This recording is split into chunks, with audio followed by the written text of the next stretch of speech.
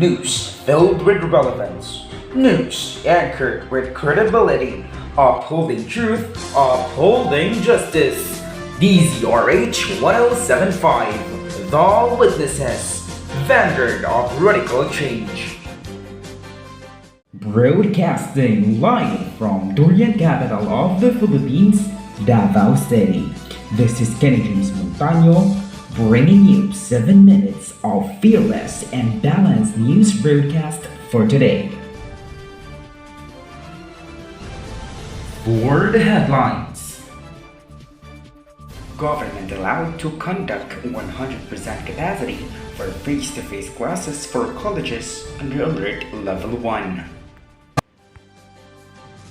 Russia and Ukraine under conflict.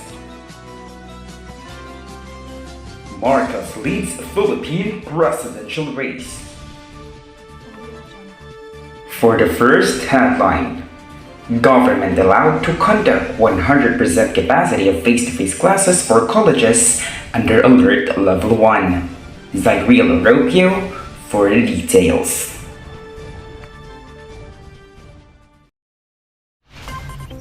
As for today's news, the government has allowed colleges and universities areas under Alert Level 1 to hold face-to-face classes with 100% of the classroom's capacity, the Malacanang said last Friday.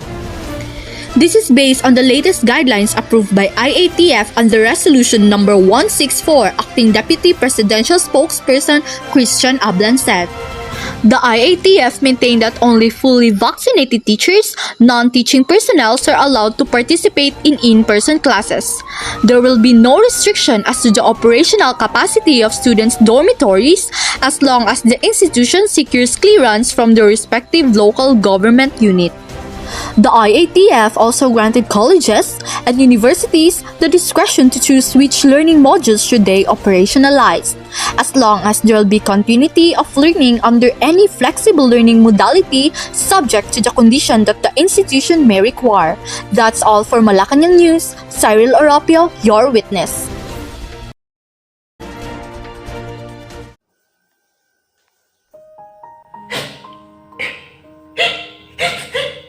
Magstorya talaga. Ganong ibiyaan man ko ni mong kalit. Unsay sana na ako. Gihatag man ako sa imo ang tanan, di ba? Pati akong tahong, gihatag man ako. Dili pa dahil enough. Tubag ako. Kuan, kabalo ka, kaning gwapa man jud ka, di man jud na mawala, gwapa man ka, sexy, nindot man kagbuhok, gwapa jud kay ka, pero ang problema man jud, di ko kaantos imong ilok, bahok kay kag ilok, mao na, gigaan ta ka. Uy, budi kang ilok, girl. Dili ba enough ang imong ginagamit nga mga deodorant? Gamit na sa Kenny's Tawas. Diri mo kumot imong ilok. O for sure, di ka biyaan sa imong uyab. Kung sa may ginaulat ni mo, palit na! Russia and Ukraine under conflict. Narrason by Ben Rama for the details. Talks between Ukraine's and Russia's foreign ministers failed to bring a diplomatic breakthrough as hundreds of civilians remain trapped in Ukrainian cities under Russian bombardment.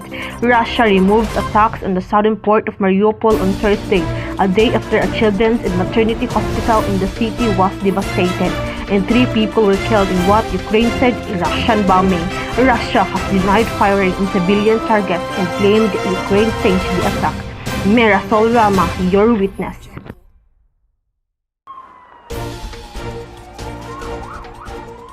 I just can't take it anymore. Why everything feels so heavy? My mind is full of nothing but worries. I lied and said I was busy. I was busy in a way that most people will not understand. I was busy calming my racing heart. I was busy taking deep breaths. I was busy telling myself I'm okay. Sometimes this is my busy. We are stronger. We are resilient. It's normal to feel overwhelmed, anxious, and afraid. But there is hope. Your mental health matters. And we are back. Marcos leads Philippine presidential race.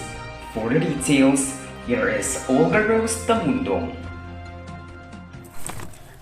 Ferdinand Marcos Jr. is leading in the May 9 Philippine presidential election campaign, supported by voters under the mid-50s who were not mature enough to understand the 1986 pro-democracy people power revolution that overthrew his father's authoritarian regime.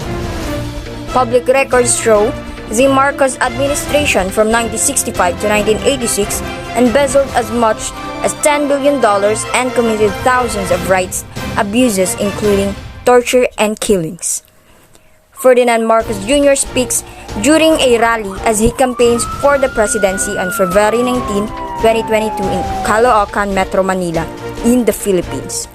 But experts say propagandists of Marcos Jr. are using social media to sanitize history, leading to the present generation's renewed appreciation of the senior Marcos and support for his son in alliance with Sara Duterte Carpio, the daughter of President Rodrigo Duterte, who is limited to a single 6-year term under the Constitution.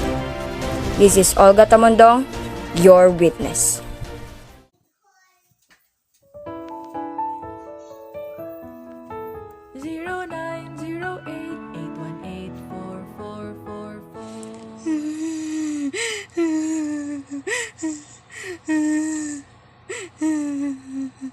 Oh, ngano naghilak man ka? Sila mama, papa manggod, nagsige og away, unyag ikasaban ko, ikulata pa dyan. Hala, dili ra ba na pwede oy? Kadagan pa yun og mga pasa-pasa sa lawas. Pwede pa yun na sila report sa DSWD.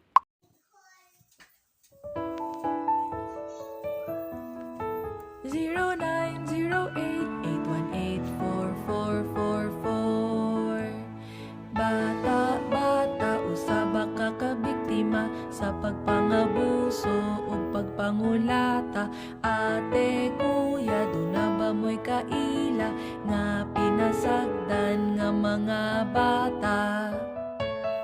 I-report tayon gini aron maaksyonan, pagpangabuso atong batukan, katungod sa mga bata atong protektahan, kini nga mga numero atong tawagan. 0908-818-4, 0908-818-4, 0908-818-444. And that was the hottest and latest news update for today. This has been Kenny James Montano, upholding truth, upholding justice. This is DZRH, The Witnesses, vanguard of radical change.